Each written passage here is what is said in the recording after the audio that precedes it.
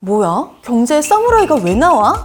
우리 정부가 지난 9월에 처음으로 700억엔 규모의 사무라이 채권을 발행했다는데 채권은 돈을 빌린 증표 같은 거잖아? 아니 근데 왜 하필 사무라이한테 빌리냐고. 사무라이 채권은 외국 정부나 기업들이 일본에서 엔화로 발행한 채권을 말해. 채권이 영어로 본드잖아? 그래서 사무라이 본드라고도 하는데 우리나라에서 이 사무라이 본드를 발행한 건 이번이 처음이야. 사실 우리나라뿐 아니라 워런 버핏의 버크셔 해서웨이, 인도네시아, 필리핀 정부도 올해 사무라이 본드를 발행했어. 블룸버그에 따르면 올해 사무라이 채권 발행액은 8,452억엔으로 지난해 같은 기간보다 60%나 증가했대. 아무래도 금리, 통화 가치 면에서 저렴한 엔화로 돈 빌리기 좋은 시기라 그런 것도 있겠지? 근데 돈이 필요하면 한국은행에서 찍으면 될 텐데 굳이 왜 빌려?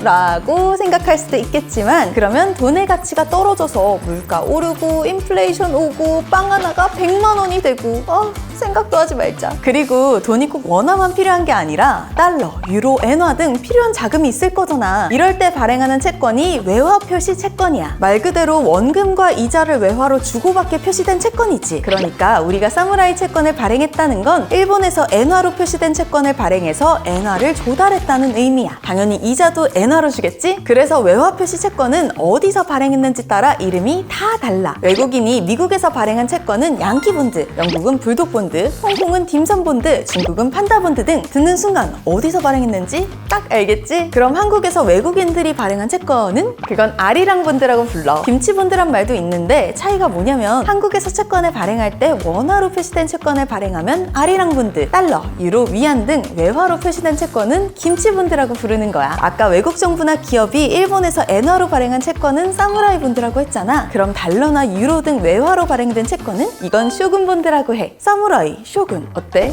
딱 일본 필 나지? 이렇게 해당 국가에서 자국의 통화가 아닌 외화로도 채권을 발행하는 경우가 많아. 필요한 자금을 발행하는 국가가 아닌 굳이 다른 국가에서 외화를 조달하는 이유, 각 나라마다 금리, 환율이 다 다르니까 채권을 발행하는 입장에서는 최소한의 비용으로 발행하는 게 유리하겠지? 그리고 또 하나, 투자 차익을 위한 것도 있어. 우리나라는 2006년 미국의 투자은행 베어스턴스가 한국에서 김치본드를 발행한 게 최초야. 국내의 외화가 풍부할 때 외국 기업이 그 외화를 빌려 쓰려고 김치본드를 발행하는 거지. 참고로 김치본드는 외국 정부나 기업만 발행할 수 있는 게 아니라 외화가 필요한 국내 기업도 발행이 가능해. 그런데 2010년 한국은행이 김치본드 발행을 금지. 아니 왜? 많은 국내 기업들이 높은 금리의 일반 채권 대신에 김치본드로 외화를 조달하고 그 외화를 바로 다시 환전해서 원화를 확보한 거야. 시장이 어떻게 됐겠어? 달러만 많아지고 원화는 줄어드는 현상 발생. 환율이 낮아지면서 원화가 강세가 되는 금융시장의 왜곡 현상이 나타난 거지. 그러다 4년 후인 2014년 다시 김치본드의 발행이 재개됐는데 그동안 국내 외환 유동성이 풍부해지면서 시장 왜곡 현상이 줄어들었기 때문이야. 그렇게 김치본드는 지금도 외화가 필요한 국내외 기업들의 자금 조달 수단으로 활용되고 있어. 역시 밥상에서도 경제에서도 김치는 중요한 거구나.